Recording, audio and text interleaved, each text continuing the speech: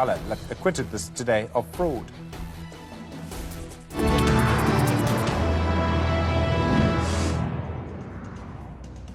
Good afternoon to you. Well, on Thursday afternoon, just 2 days from now, you'll be watching the first medium-term budget policy statement of this current Finance Minister, Enoch Godongwana. You can imagine the problems in his in-tray at the moment. You've got Eskom, slowing economy, huge debate around the basic income grant. I don't know if there'll be clues about that in this MTBPS. But there's some good news for the Minister. He is expected to announce a big increase in the amount of tax income to government because of the high commodity prices that we've seen around the world. Well, Anne Bernstein is the Executive Director of the Centre for Development Enterprise. She joins us now. Anne, good afternoon to you. I mean, look, it's a difficult position to be Finance Minister. It's been a difficult job to be our Finance Minister probably for the last 10 years.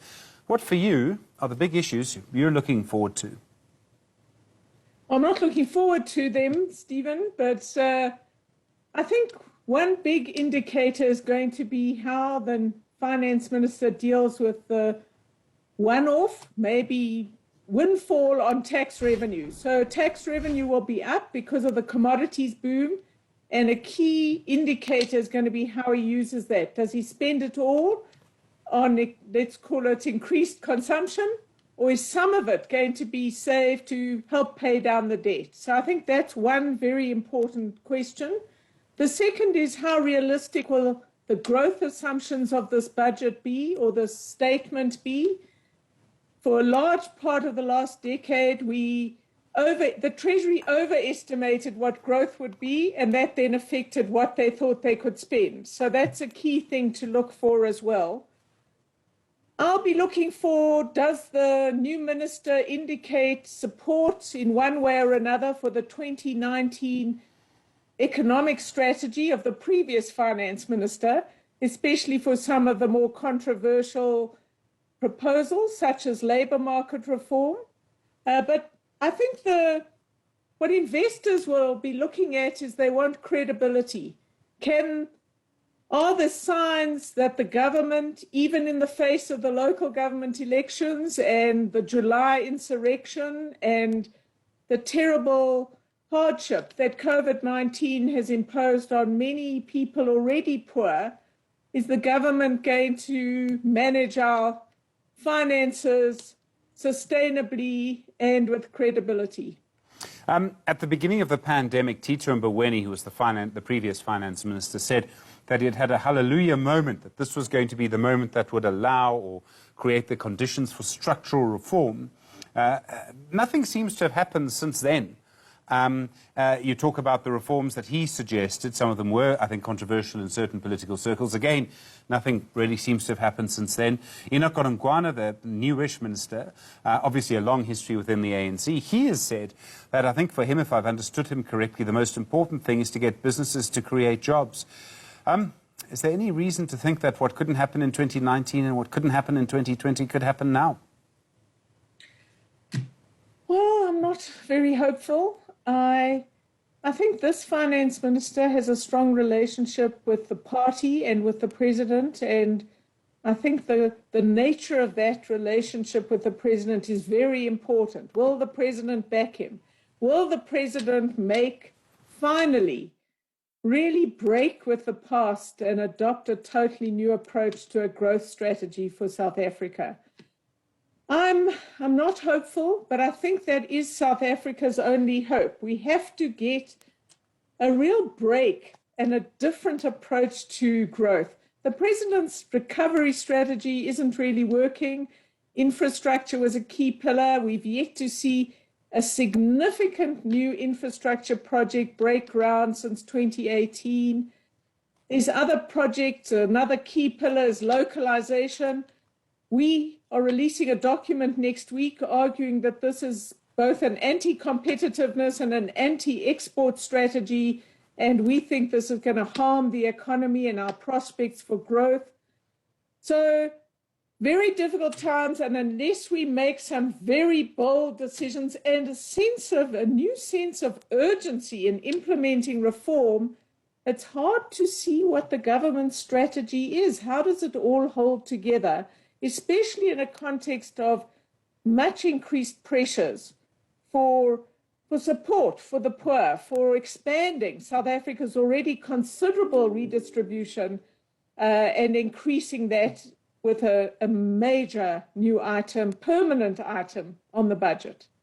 Well, I mean, of course, there's, huge conversations around the basic income grant at the moment. I don't think, I'm not aware of anyone who thinks that the minister will make a hard and fast decision on that tomorrow, but certainly pressure on that issue, it seems to me, is going to grow. The pressure for a basic income grant for various reasons might grow irresistible. Well, the Treasury has been strangely silent in public on this important issue from the moment the pressure started to rise this year. Perhaps it's a sign of some weakness, growing weakness in the Treasury, who knows? I'm not expecting decisions tomorrow. I think we might see hints of signals. The really important time is going to be the budget next year, but tomorrow is going to give us some indications of Newzroom, of where we're going, of how we're responding to perhaps a very different politics. And don't forget that the 3-year cycle he's going to be talking about tomorrow will include not just the ANC conference at the end of next year, where they elect an ANC new or reaffirm the current ANC president, and then going into the general election in 2024. So there's a new environment. There might be some hints of what's coming in February. Do you think that this is, we've got 12 million people who want jobs, who can't find jobs at the moment, who want to work. It's such a massive, massive problem that we need to deal with. There's so many different things that need to happen, and yet nothing seems to happen, Anne. You've been watching these debates, longer than I have, if I may say. Does it worry you that there seems to be almost a sense of inertia in government? Among the elites in society who are supposed to make these policies, there doesn't seem to be any hint of change. I'm deeply concerned. I think the country is in terrible trouble, and it just gets deeper and deeper. You and I can talk of many things, including the insurrection in July, which is all bad for South Africa, and we're not getting nearly enough, if any, real new investment. And there's no kind of confidence in where the country is going. So I think we have to make a big change. If you want to deal seriously with 12 million unemployed people, I'm not interested in little projects that involve thousands of people, if we're lucky. We have to be talking about millions of people to provide a change of direction and hope.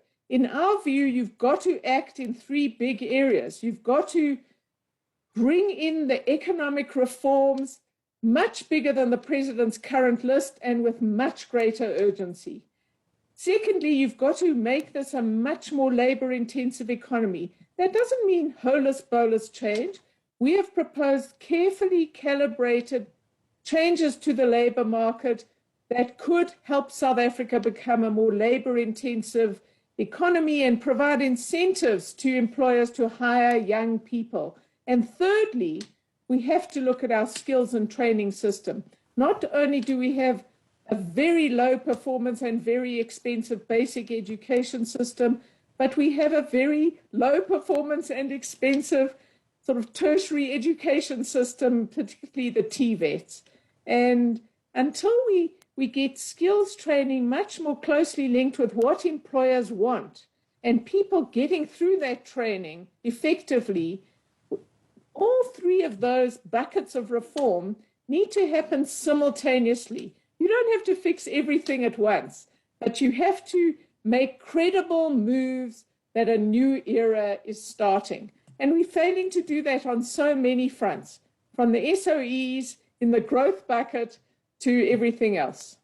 And in the middle of all of this, we have Eskom and stage 4 load shedding. And still debates around what kind of electricity we actually want to use. My point is that the situation might just get worse from here. I am very worried about that. I think we're going to have a period of increased instability in the cities following the local government elections and the difficulty of having stable coalitions. I do see a very difficult period for the country to 2024, and I think this Well, I can only increase our calls for a much more fundamental approach to reform and recognizing the seriousness of the situation we're in on almost every front.